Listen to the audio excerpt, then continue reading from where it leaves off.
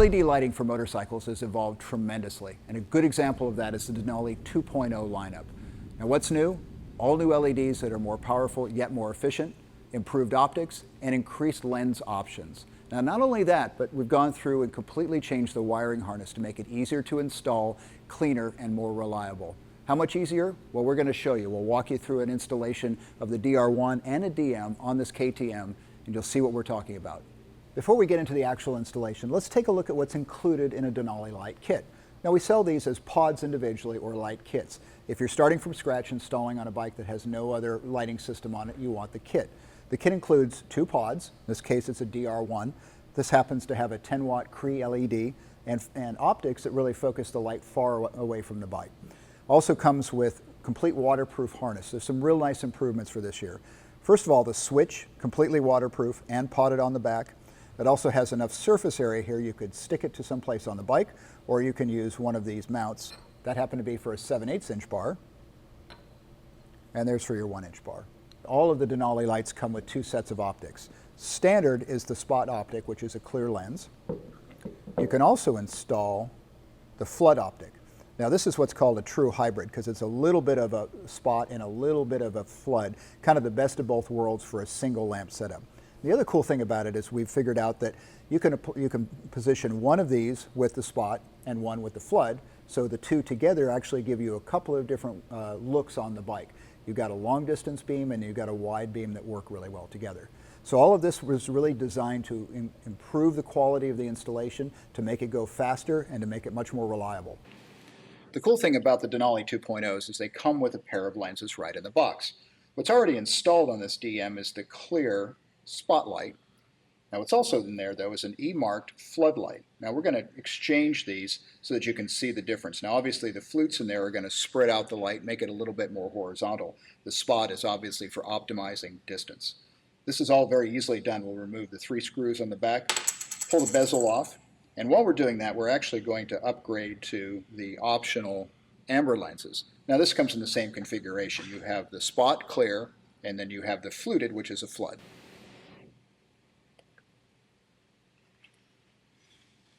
The lens on the DM is held in by the bezel and sealed by this little O-ring. The other lights use a slightly different process, but the idea is the same, to make sure the LED stays dry. But in this one, we're going to install the amber. So we're going to bring this up, make sure the flutes are on the outside and vertical. We know that our mounting point is going to be this way, so this is vertical for the light. Drop the bezel on. The bezel can only go one way, and you'll feel it hit home just like that. Make sure it's centered in the face. Now to start the installation itself, we're going to do something really smart, which is to take as much bodywork off the bike as we need to get good access to the chassis and the electrical system. Every bike is going to be a little bit different. Some will be easier than others, obviously, but the idea is you don't want to be fighting with bodywork, and you really want to be able to see where the wires are going to go so that you don't get them near anything hot or anything that could chafe. Now with any of these installations, we start with where the lights are actually going to go. That determines kind of where the wires are going to need to go and how much wiring loom you have available. In the case of this KTM, we're going to do a pair of DMs on the lower fork on fender mounts. We're going to do a pair of DR1s on mounts that are specific to this bike, and we know from experience those go right onto the fuel tank. So we have an idea of where the lights are going to be in space. We can start the wiring back from there. What's unusual about this bike is the SW Motec bike-specific mounts actually mount to the tank. Now we've got the tank off of this so that we can actually work on the chassis. We'll come back to that. We'll show mounting up the lights to these brackets. But the idea now is to sort of orient the lights basically in space where we know they're going to go so that we can figure out where the wiring needs to go. Now that we've mounted the light, the next step is to get the harness together.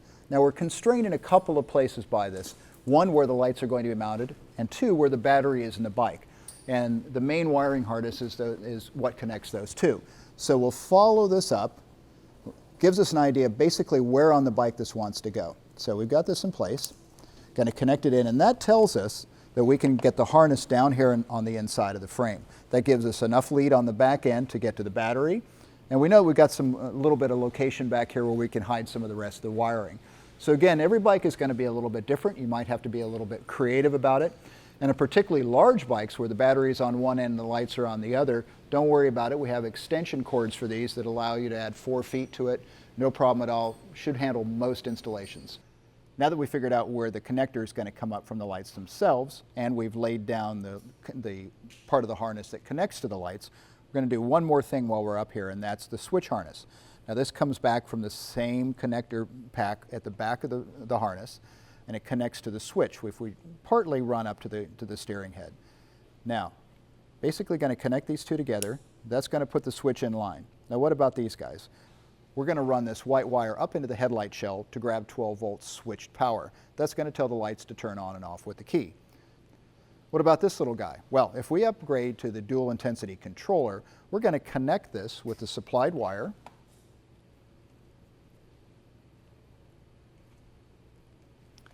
And we're going to run him into the headlight shell to grab the high beam circuit. Now the purpose of that is to tell the system when to go to high intensity. The idea is you want high intensity when the high beams are on. So that's the concept behind wiring the switch. But what we're actually going to do on this bike is set up the DMs to run anytime the bike is running. Now you could leave the switch in place for that, and that's fine, but we're going to save that slot for controlling the DR1s we're going to install later on. So in that case, we're going to install the switch eliminator plug. It's basically a jumper plug, plugs into here. So now that anytime there's 12 volts on this white line, the DMs will be running. Now that we've run the cabling up around the headstock, it's time to connect the switch. Now what I've already done is run the connector down through the triple clamp, past the headstock, making sure it's clear of all the steering mechanism. Now we've got to figure out how we're going to connect it to the bar.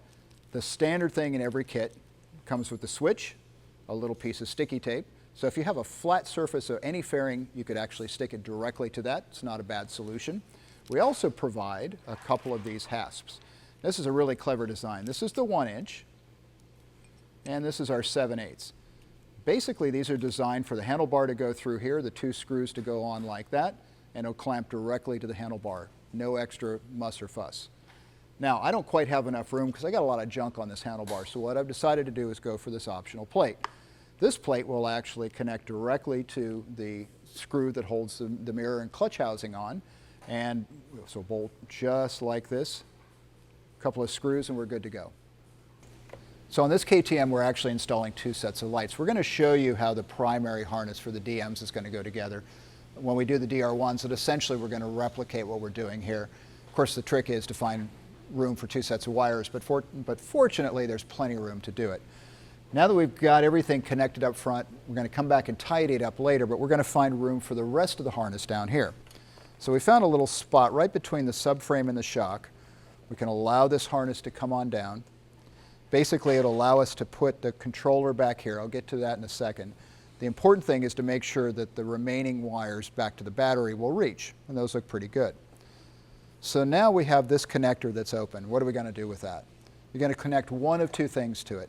If you're going to use a single intensity system, this is the power relay. That's what you're going to plug into it. The cool thing about the Denali 2.0 is you can connect up the data DIM controller, which will allow you to have dual intensity. That goes in the same thing. Simply this box, it's a little bit bigger, but goes into the same connector. Just like that. And we're going to route that back along the subframe. So one of the last things we're going to do is connect the system up to the battery. Obviously red to red, just to be safe. We're going to pull the fuse out. All right, so that's it. The last piece of bodywork on the KTM is in. The next thing to do is really turn on the lights, make sure everything works. We'll set it outside and we'll do a little bit of aiming. Then we'll go ride and enjoy it. So as you can see from the installation process, the Denali 2.0 product line is actually a lot easier to deal with. The wiring harness improvements are just really icing on the cake for much better LEDs, better optics, and a lot more options. Now you can see the entire line of the Denali 2.0 at TwistedThrottle.com.